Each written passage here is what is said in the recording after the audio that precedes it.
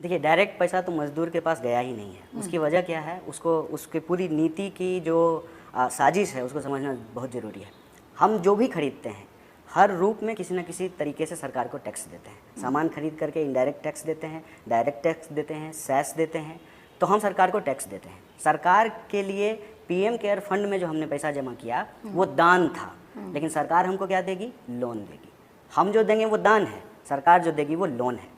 और जब तक ये कैश ट्रांसफ़र नहीं करेंगे मज़दूरों के पास सीधे, तो मज़दूरों के पास परचेजिंग कैपेसिटी नहीं होगी, और परचेजिंग कैपेसिटी नहीं होगी तो आज मज़दूर मर रहे हैं, कल को हमारे देश की जो छोटे छोटे उद्योग धंधे हैं, जो इंडस्ट्रीज़ हैं, वो मरना शुरू हो जाएगा। और ओवरऑल पहले से इस देश में जो आर्थिक मंदी चल रही थी वो आर्थिक मंदी और गहरा जाएगा। जहाँ तक सवाल है पैसे का, इसको एक चीज़ को समझना बहुत ज़रूरी है।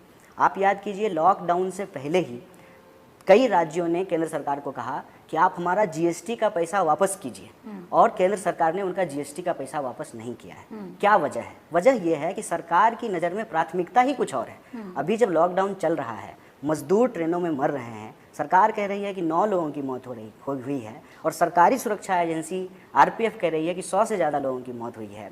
ये जो परिस्थिति है उसमें सरकार के लिए प्राथमिकता क्या है? सरकार के लिए जेट खरीदना प्राथमिकता है, सरकार के लिए पार्लियामेंट विस्टा बनवाना प्राथमिकता है। सरकार ने कोर्ट को जाकर के कहा कि 20,000 करोड़ का इस लॉकडाउन के दौरान नेताजी के लिए बिल्डिंग बनाना जरूरी है। क्या करेंगे नेताजी बिल्डिंग में आकर के? उनके लिए लॉकडाउन नहीं है क्या? उनके लिए सोशल डिस्टेंसिंग नहीं है क्या? क्या ये 20,000 करोड़ रुपया जो मजदूरों के लिए खर्च नहीं किया जा सकता था? ये सवाल है। ये सवाल बेशक सरकार से पूछे जाने चाहिए। और ये जो लोग बार बार कहते हैं ना, लेकिन सवाल सरकार से तो तब पूछे जाएंगे जब आप सरकार को पार्लियामेंट के फ्लोर पे अकाउंटेबल रखोगे। पार्लियामेंट सेशन बुलाया नहीं जा रहा, पार्लियामेंट्री स्टैंडिंग कमेटीज, कितने एमपीज बोल चुके हैं कि आप वर्चुअल स्टैंडिंग कमेटी की मीटिंग्स करिए, उसको बुलाने की बात कही जा रही है, सरकार तो सुन नहीं रही है। तो सरकार जब सुन नहीं रही है तो आवाज़ कैसे उठाएगा ऑपोजिशन? देखिए, ये जो प्रश्न आपने किया है, इस प्रश्न से पहले आपने एक बात कही कि लगातार केंद्र सरकार पावर को सेंट्रलाइज कर रही है। सारा का सारा पावर जो है पीएमओ के पास चला गया है।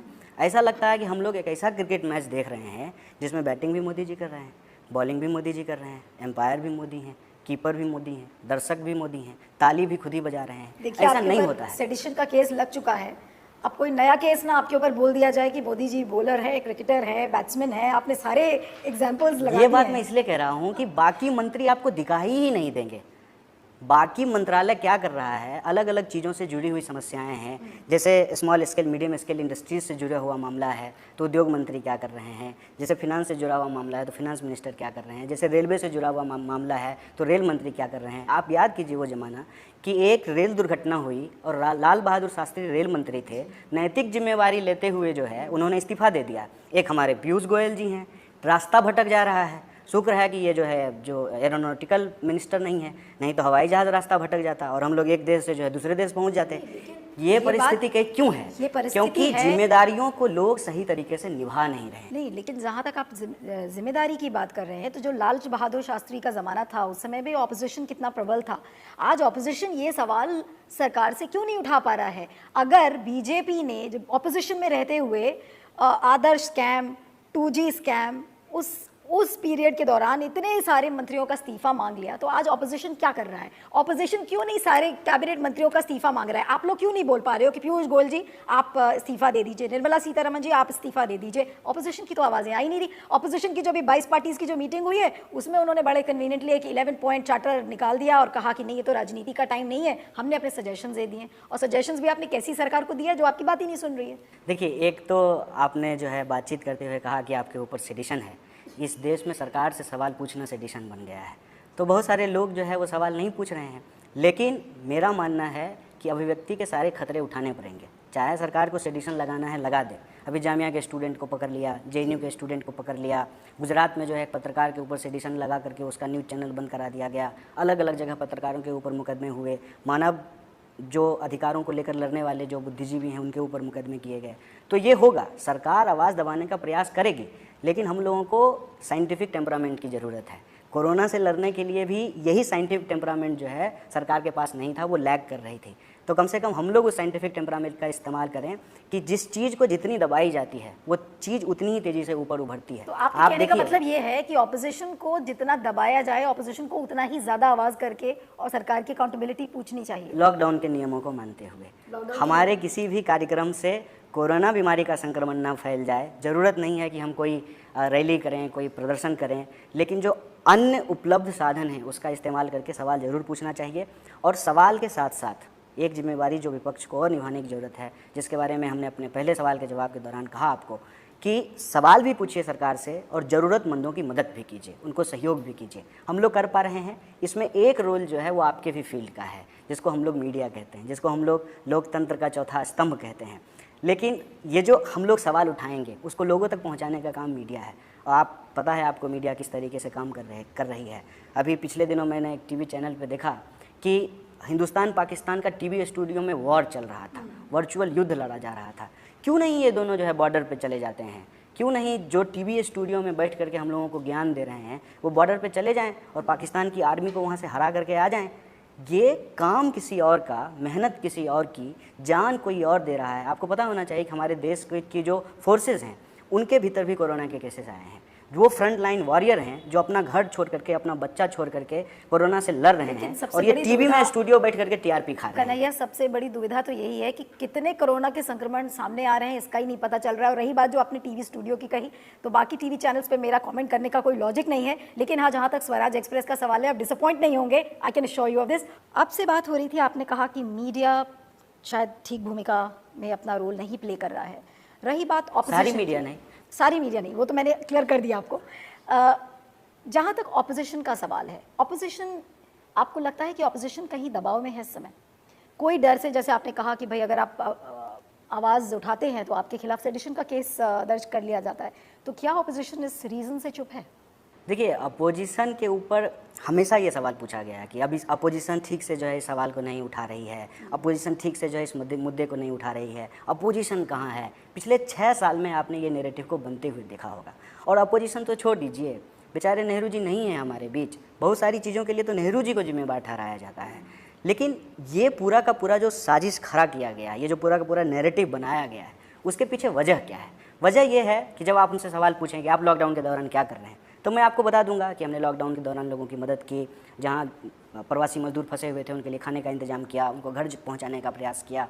हाँ, हम इस दौर में जो है फ़ोटो खिंचाना और फोटोबाजी करना उसको नहीं ठीक समझते हैं, क्योंकि लोग जब जान दे रहे हों, लोग परेशान हों, तो उनको जो है 1 किलो चावल का थैली दे करके उनके साथ फ़ोटो खिंचा लें और राजनीतिक रूप से उनका गैर जरूरी इस्तेमाल करें, ये ठीक नहीं लगता है। नहीं तो, लेकिन आपको नहीं लगता कि नेता ये काम कर रहे हैं? आप एमपीज़ की उठा के सोशल मीडिया अकाउंट्स देख लीजिए, वहाँ लाइन लगी हुई है कि उन्होंने चावल के बोरे लोगों के घर में पहुँचाए हैं और साथ में फ़ोटो भी खिंचवाई है। तो आपको नहीं लग रहा कि नेताओं के लिए वो फ़ोटो अपॉर्चुनिटी भी ज़रूरत है? देखिए, अगर राजनीति सिर्फ प्रचार बन जाएगी तब तो मोदी जी सही देश के प्रधानमंत्री हैं, क्योंकि उनसे अच्छा प्रचार तो कोई कर नहीं सकता है। उनकी तो ऐसी महिमा है प्रचार के इस मामले में कि मुझे लगता है कि अगर राजनीति में ऑस्कर मिलता तो 6 साल में हम लोगों को 6 ऑस्कर मिल गया होता। हमारे पास इतने शानदार प्रधानमंत्री हैं। आप देखिए कि भारत में सब चीज़ संकट में है, लेकिन नेताओं की जो एक्टिंग है उसका स्वर्णिम काल चल रहा है। लेकिन अगर कन्हैया, आपसे मैं बात करूं, आपका जो प्रचार और प्रसार तंत्र है, मैं इंडिविजुअल आपकी बात कर रही हूं कि कन्हैया कुमार एक ब्रांड के रूप में उभरा 2016 से। मैं अब जेएनयू वाले, पुराना हो चुका केस, मैं उसके बारे में बात नहीं करना चाह रही हूँ। अभी सेडिशन का प्रोसिक्यूशन भी, अब उसका प्रोसेस भी शुरू हो गया है, अब आपको उस केस से भी जूझना है। और जाहिर सी बात है कि एक पीरियड आपके लिए कठिनाइयों से भरा था, लेकिन कहीं ना कहीं कठिनाइयों ने भी आपको शायद बहुत सिखाया होगा और अब आप पॉलिटिक्स में आ गए। पॉलिटिक्स में आने के बाद जो प्रचार और प्रसार का तंत्र है वो कितना इंपॉर्टेंट आपको लगता है? क्योंकि जो रैलीज़ आपने अभी की थी, जनगण मन रैलीज़ जो मैंने आपकी बिहार में देखी, उन रैलीज़ में तो आपकी जिस तरह से आपने भीड़ जुटाई है, तो ऐसा लग रहा था कि बिल्कुल कोई नया राइजिंग स्टार, या मैं रॉक स्टार अगर कहूँ कि रॉक स्टार आ गया है बिहार का। नहीं, मैं इस बात को इस रूप में नहीं देखता हूँ और ना मैं इसको सही मानता हूँ। वो इसलिए मैं कह रहा हूँ कि कई सारे पत्रकारों ने इस दौरान भी जब बातचीत करने की कोशिश की तो उनका सवाल बिहार चुनाव पे होता था, या राजनीति का जो प्रचार प्रसार है। मेरा इस पे साफ मानना है कि राजनीति का प्राथमिक एजेंडा प्रचार नहीं होना चाहिए। राजनीति का प्राथमिक एजेंडा समाज का और देश का भलाई कैसे हो सकता है ये रखना चाहिए। अगर आप किसी के लिए कुछ कर देंगे, किसी की भलाई कर देंगे, तो आपको प्रचार करने की जरूरत नहीं है, वो अपने आप आपका नाम लेगा। तो आपका कभी एम्बिशन नहीं था कि आप पॉलिटिक्स में आओगे? आपने कभी सोचा नहीं था? नहीं, मेरा कभी एम्बिशन नहीं था कि मैं मुख्य धारा की राजनीति का हिस्सा बनूंगा। मैं स्टूडेंट था, मैंने अपनी पीएचडी ख़त्म की और सब स्टूडेंट की तरह मेरा भी यही सपना था कि किसी कॉलेज में जा कर के प्रोफेसर बनेंगे, पढ़ाएंगे। लेकिन जिस तरह की राजनीतिक हालात हमारे देश के भीतर हैं, कि अगर आप सरकार से सवाल पूछते हैं और इसमें आप अपना नैतिकता ढूंढते हैं और आपको लगता है कि आप जिस वर्ग से आते हैं, जिस पृष्ठभूमि से आते हैं, वहाँ जो लोगों की समस्या है उसको लेकर के आपको सरकार से सवाल करना चाहिए, उनके भलाई के लिए, उनके उत्थान के लिए कुछ काम करना चाहिए, तो स्वाभाविक रूप से आपके ऊपर राजनीतिक हमले होते हैं, आपको जेलों में डाला जाता है। और आप इस बात से अनभिज्ञ नहीं होंगे कि इस देश में सच लिखने वाले पत्रकारों की हत्या कर दी गई, आरटीआई एक्टिविस्टों को मार दिया गया, मजदूरों के लिए जो लड़ने वाले लोग हैं उनके ऊपर ट्रक चढ़ा दिया जाता है, बलात्कार की घटना करने वाले जो नेता हैं। तो आज आपका जो भविष्य मुड़ा, आप कह रहे थे आप कॉलेज में प्रोफेसर बनना चाहते थे, लेकिन जो परिस्थितियां थी उन्होंने आपको फोर्स किया कि आप इस तरीके से पॉलिटिक्स में आइए। तो अगर मान लीजिए कि मोदी सरकार नहीं होती तो हो सकता है कि आप कॉलेज में प्रोफेसर होते, कन्हैया कुमार के नाम से ना जाने जाते। देखिए, इस बात में कोई दो राय नहीं है कि जो यूनिवर्सिटी का पॉलिटिक्स है वो हमेशा सरकार के खिलाफ होता है। सरकार चाहे किसी की भी हो, चाहे कांग्रेस की सरकार हो, लेफ्ट की सरकार हो, चाहे बीजेपी की सरकार हो, ये स्वाभाविक रूप से यूनिवर्सिटी का एक कल्चर होता है कि वो अपने हक और अधिकार के लिए सरकार से सवाल पूछते हैं, सरकार के खिलाफ प्रदर्शन करते हैं। बदला क्या?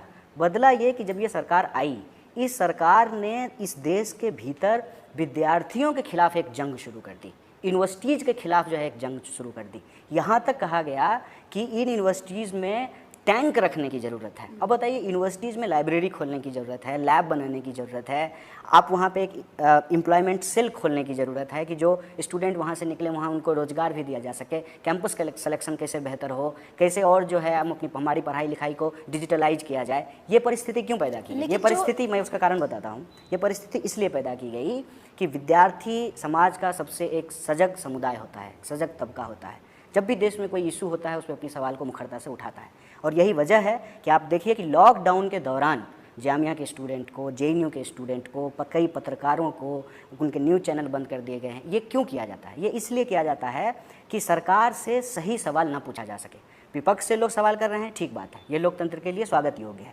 लेकिन बुनियादी तौर पे सवाल जो है वो सरकार से पूछा जाना चाहिए, क्योंकि सरकार को मैंडेट मिला है, उनके मंत्री हैं। अगर मजदूर सड़कों पे मर रहे हैं तो पहला सवाल इस देश के लेबर मिनिस्टर से होना चाहिए। अगर ट्रेनें भटक जा रही हैं तो पहला सवाल इस देश के रेल मंत्री से होना चाहिए। लेकिन ये सब मंत्री तो नजर नहीं आ रहे हैं ना, लेबर मिनिस्टर का पता है, पीयूष गोयल जी कभी इक्का दुक्का दिख जाते हैं, उसके बाद तो किसी का पता नहीं है कि मंत्री लूडो खेलते हुए दिखते हैं कभी कभी। इसके बारे में तो शायद मैं टिप्पणी ना करूं तो ज़्यादा बेहतर होगा कि वो क्या कर रहे हैं, लेकिन ये है कि मंत्री नज़र नहीं आ रहे, ये आपका कहना सही है, और ना ही वो प्रेस कॉन्फ्रेंसेस कर रहे हैं, ना ही वो किसी सवाल का जवाब दे रहे हैं। लेकिन आपने स्टूडेंट्स की बात कही, जो दिल्ली में जो रायट्स हुए और citizenship amendment bill, NPR, NRC को लेकर जो एक नैरेटिव शुरू हुआ दिसंबर ऑनवर्ड्स, जब से शाहीन बाग और जेएनयू जामिया का पूरा जो प्रकरण शुरू हुआ था, उस दौरान स्टूडेंट पॉलिटिक्स बहुत ज़्यादा बिल्कुल एक चरम सीमा पर देखी गई। लेकिन जितने उफान से, जितने ज़ील से सारे स्टूडेंट्स बाहर निकले उस इशू को लेकर, अब वो इशू तो बिल्कुल ख़त्म हो चुका है और आपको कोरोना के चलते अब उसकी बात भी नहीं हो रही है। ऐसा लग रहा है कि वो बिल्कुल एक आशीर्वाद बनकर आया मोदी सरकार के लिए, क्योंकि पूरे देश में उस इशू को लेकर आग लग चुकी थी। अब इस इशू को ज़िंदा कैसे किया जाएगा? देखिए, एक मैं तो आपको बता दूं कि इशू हमेशा समाज में होते रहते हैं। यूनिवर्सिटी की भूमिका ये है कि वो बच्चों को उस सवाल पे आलोचनात्मक तरीके से, क्रिटिकल तरीके से सोचने के लिए, साइंटिफिक तरीके से देखने के लिए सिखाता है। उनको बताता है कि जो आपको आज तक सही कहा गया था दरअसल वो सही नहीं है, उसमें ये गलत बात है। तो ये जो प्रोसेस है, ये जो प्रक्रिया है जिस यूनिवर्सिटी समाज में अपना रोल प्ले करती है, मुद्दे बदलते रहते हैं। यूनिवर्सिटी के सामने जो है नए मुद्दे आते हैं, यूनिवर्सिटी फिर उन्हीं मुद्दों को बहुत मजबूती से उठाती है। जैसे आप ये देखेंगे, मज़दूरों का सवाल ही अगर हम देख लें तो मज़दूरों का सवाल आज के डेट में मेनस्ट्रीम मीडिया का भी सवाल बन चुका है। लेकिन उससे पहले ये सोशल मीडिया पे जो हमारे देश के छात्र और नौजवान हैं, उन्होंने ही इस मुद्दे को उठाया। और ये भी मैं आपको बता दूं कि जो विपक्ष के ऊपर सवाल बना है कि विपक्ष के बड़े बड़े नेता कहाँ हैं, ये सवाल भी उन्हीं छात्रों और नौजवानों ने उठाया है कि अगर हमारे पास 200 रुपया है तो अगर हम 200 रुपया लेकर के पार्ले जी बिस्कुट का 10 पैकेट खरीद करके मजदूरों को बांट सकते हैं, तो ये जो बड़ी बड़ी पार्टियां हैं जो हेलीकॉप्टर से चुनाव में प्रचार करती हैं, वो हेलीकॉप्टर का किराया दे सकती हैं तो मजदूरों का ट्रेन का किराया नहीं दे सकती हैं। ये सवाल भी उन्होंने ही उठाया है। इसीलिए मेरा मानना है कि समाज में छात्रों और नौजवानों, महिलाओं और जो कमज़ोर तबके के हक और अधिकार को लेकर के बोलने वाले जो लोग हैं, वो लोकतंत्र के प्रहरी हैं। उनका समाज में होना और उनकी आवाज़ को नहीं दबाया जाना ज़रूरी है। मैंने इश्यूज़ का इसलिए खास रेफरेंस किया क्योंकि मोदी सरकार का जो दूसरा कार्यकाल शुरू हुआ, उस कार्यकाल की शुरुआत होते ही आलोचना का भी एक काल शुरू हो गया, भयानक आलोचना का, जिसमें कि धारा 370 भी शामिल था जो कश्मीर से हटाया गया, सीए, एनआरसी, एनपीआर, वो सारे इश्यूज़ आए और अब कोरोना आ गया। तो वो जो एक आलोचनात्मक इश्यूज जो खड़े हुए थे मोदी सरकार के खिलाफ, वो कोरोना ने सारे इश्यूज को दबा दिया। और अब चुनाव भी शुरू हो रहा है, बिहार में चुनाव बहुत जल्द है, कुछ महीनों बाद ही। तो अब जो बिहार का चुनाव है वहाँ पर क्या मुद्दे खड़े होंगे? क्योंकि बिहार में क्या माइग्रेंट क्राइसिस, माइग्रेंट लेबरर्स का क्राइसिस खड़ा किया जाएगा, या एनआरसी, एनपीआर, सीए वो इश्यूज होंगे, वो सामने खड़े किए जाएंगे? नैरेटिव क्या बनेगा बिहार इलेक्शंस का? देखिए, नैरेटिव बिहार इलेक्शन का क्या बनेगा उसके बारे में स्पष्ट रूप से अभी कहना मुश्किल है, लेकिन एक बात मैं ज़रूर कह सकता हूँ कि दशकों बाद इस देश में जो अलग अलग क्लास के लोग हैं वो एक मुद्दा बना है।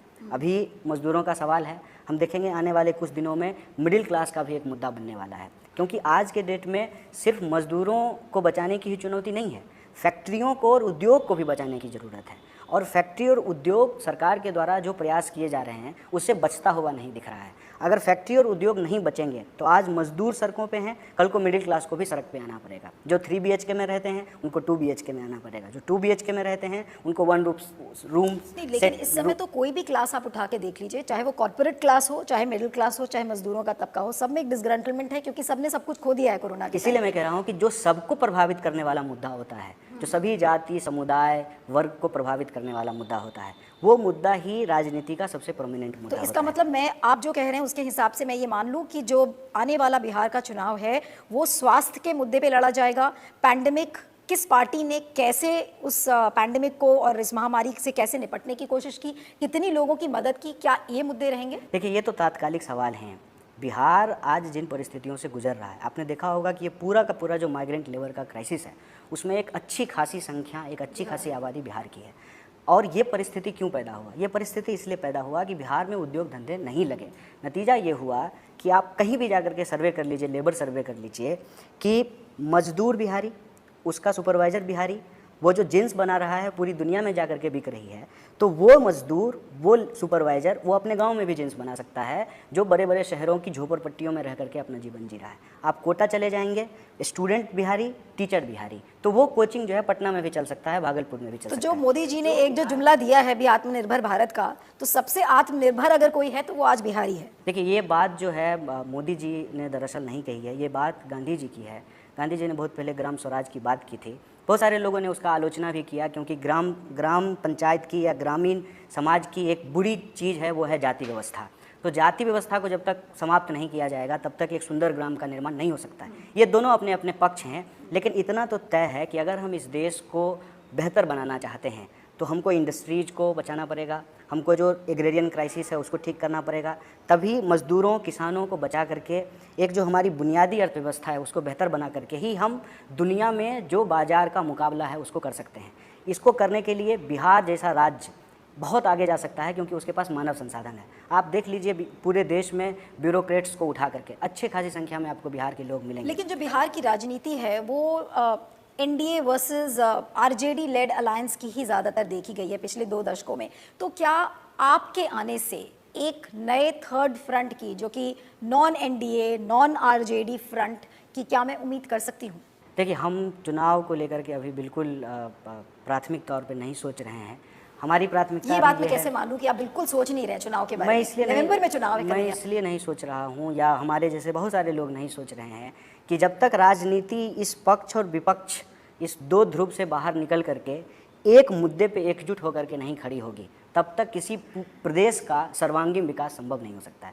जब तक जाति और धर्म से अलग हट करके जो बिहार के लोगों के बुनियादी सवाल हैं उस पर राजनीति नहीं खड़ी होगी, तब तक जो है बिहार प्रगति की ओर आगे नहीं बढ़ सकता है। फ्रंट बनते रहते हैं, चुनाव होते रहते हैं, तरह तरह के चुनाव देश में होते हैं। हमको लगता है कि चुनाव ही राजनीति नहीं है। चुनाव से बाहर आकर के भी कैसे हम एक ज़िले का, एक राज्य का विकास कर सकते हैं, वहाँ के लिए क्या उपयुक्त नीति हो सकती है, क्या मॉडल हो सकता है, कैसे हम युवा शक्ति का इस्तेमाल कर सकते हैं, इतनी बड़ी संख्या में जो माइग्रेंट लेबर वापस बिहार में हैं उसको लेकर के एक योजना कैसे बनाएंगे। जो आप ये बातें कह रहे हैं ये बिल्कुल सही बातें हैं, लेकिन थोड़ा सा राजनीति के कॉन्टेक्स्ट में बड़ी आइडियलिस्टिक भी लगती हैं। अब लेकिन बिल्कुल प्रैक्टिकली और ऑनेस्टली मुझे बताइए, क्या आपका सपना नहीं है कि नीतीश कुमार को सिंहासन से हिलाकर कन्हैया कुमार क्या चीफ मिनिस्टर बनना नहीं चाहते? देखिए, आप दुनिया के किसी इंसान को बिहार का चीफ मिनिस्टर बना देंगे तो वो समस्याएं तो नहीं जाएंगी। उन समस्याओं को नहीं, हो सकता खत्म है करने- कन्हैया अगर चीफ मिनिस्टर बन जाए तो बिहार की समस्याओं को हल किया जा नहीं, सके। ये भरोसा ना हम लोगों को किसी के भीतर झूठ तरीके से पैदा करना चाहिए और ना ये भरोसा मेरे अंदर है। ये बात मैं इसलिए कह रहा हूँ कि अलादीन का चिराग नहीं है हमारे पास कि हम लेके जाएंगे और चीज़ों को ठीक कर देंगे। बिहार या कोई राज्य, आज केरल इतना शानदार काम कर रहा है स्वास्थ्य के मामले में, तो क्या वो आज शुरू हुआ है कि उसकी तैयारी पिछली सरकारों के द्वारा भी की गई? जब देश में मात्र 1.5% जीडीपी का खर्च करेंगे हम हेल्थ पे, जब तक हम जीडीपी का शेयर नहीं बढ़ाएंगे हेल्थ के ऊपर, अच्छे अस्पताल कैसे बनेंगे? मुझे बताइए कि पिछले 10-15 साल में नए अस्पताल कितने खुले हैं, कितना नया जो है मेडिकल कॉलेज खुला है? ये सवाल है, इसको लेकर के नीति बनाना जरूरी है। और जब तक एक कॉमन मिनिमम प्रोग्राम नहीं बनेगा, जब तक कई तरह के राजनीतिक फोर्स मिल करके एक कॉमन मिनिमम प्रोग्राम नहीं बनाएंगे कि कैसे हम उस प्रदेश का विकास कर सकें, फिर तो कुर्सी बांटते रहिए, कभी तू ले ले कभी मैं ले लेता हूँ। ये से देश की परिस्थिति नहीं बदलने वाली है। लेकिन कन्हैया, आपको भी पता है जो पॉलिटिक्स की हकीकत है कि राजनीति में रियलिटी में क्या होता है, हम पेपर पे क्या लिखते हैं, मैनिफेस्टो में क्या लिखते हैं और लोगों को रैलीज में क्या बताया जाता है। ये तो सब जगह होता है, ये सब जगह होता है। ये तो रियलिटी शो में भी होता है कि जो गेस्ट आते हैं उनको हंसने के लिए भी स्क्रिप्ट लिखा जाता है। नहीं, मैं आपसे सवाल इसलिए कर रही हूँ क्योंकि बिहार का चुनाव अब बस थोड़े दिन ही बचे, इनफैक्ट महीने बस आप काउंट कर सकते हो टिप्स पर। और आप एक ऐसी पार्टी को रिप्रेजेंट करते हो, एक ऐसे फ्रंट को, लेफ्ट की जो आइडियोलॉजिकल लीनिंग्स हैं, आप उस पार्टी से जुड़े हुए हैं।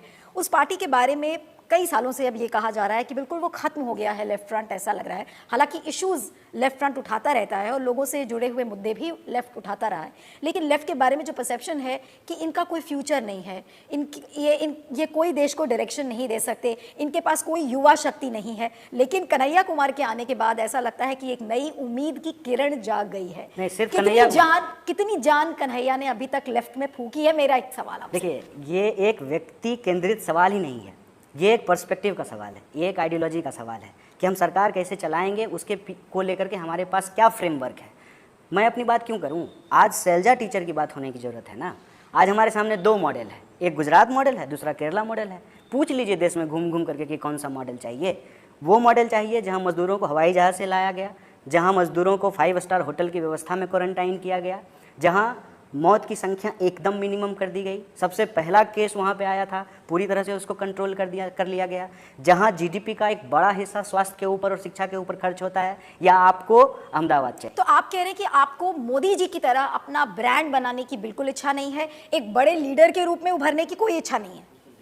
क्योंकि ये लड़ाई जो है, राजनीतिक लड़ाई बॉक्सिंग मैच नहीं है कि 2 बॉक्सर जो हाथ में ग्लव्स लेकर के आएँ और एक दूसरे की नाक तोड़ दें, उससे कुछ नहीं होगा। अगर मोदी जी कुछ अच्छा करें और उससे देश आगे बढ़े तो दूसरे लोगों को सपोर्ट करना चाहिए। अगर हम करें, ठीक है, अगर हमारे जैसे और लोग करें तो उसको लेकर के आगे बढ़ना चाहिए। देखिए, देश को, हम लोगों को ये जो वाद विवाद, पक्ष विपक्ष, वाद प्रतिवाद वाली जो परिस्थिति है ना, उससे बाहर निकालने की ज़रूरत है। इससे क्या होता है कि असल में उस दोनों इंसान का कंट्रोल एक ही आदमी के पास है। कभी इधर का स्विच दबा देता है, कभी इधर का स्विच दबा देता है। जो लेबर कानून खत्म किए गए, मैं आखिरी बात बोलता हूँ, लेबर कानून जो खत्म किए गए हैं वो किसी एक पार्टी के राज्य में नहीं खत्म किए गए।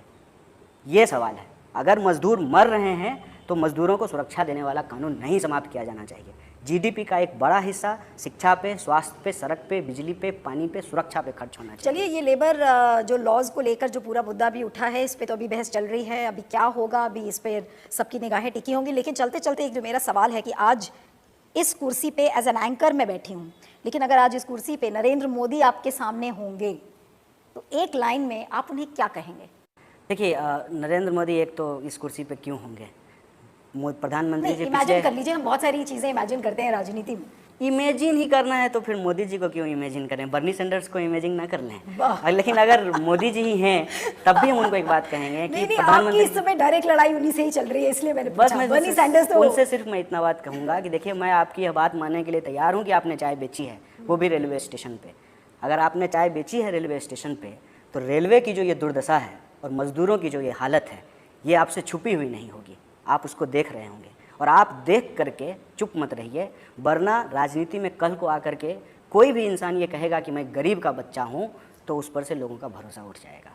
गरीब के ऊपर जो भरोसा है उसको नहीं मिटने। चलिए, यही है शायद कन्हैया कुमार की स्टाइल, बेबाक। और आई एम श्योर अगर मोदी जी ये इंटरव्यू देखेंगे तो सोचेंगे ज़रूर, भले वो कुछ करें ना, लेकिन 2 सेकंड के लिए सोचेंगे कि कन्हैया कुमार ने क्या किया, आप क्या कहा है। I am sorry. तो आपका बहुत बहुत शुक्रिया स्वराज एक्सप्रेस पर आने के लिए, and it was a pleasure talking.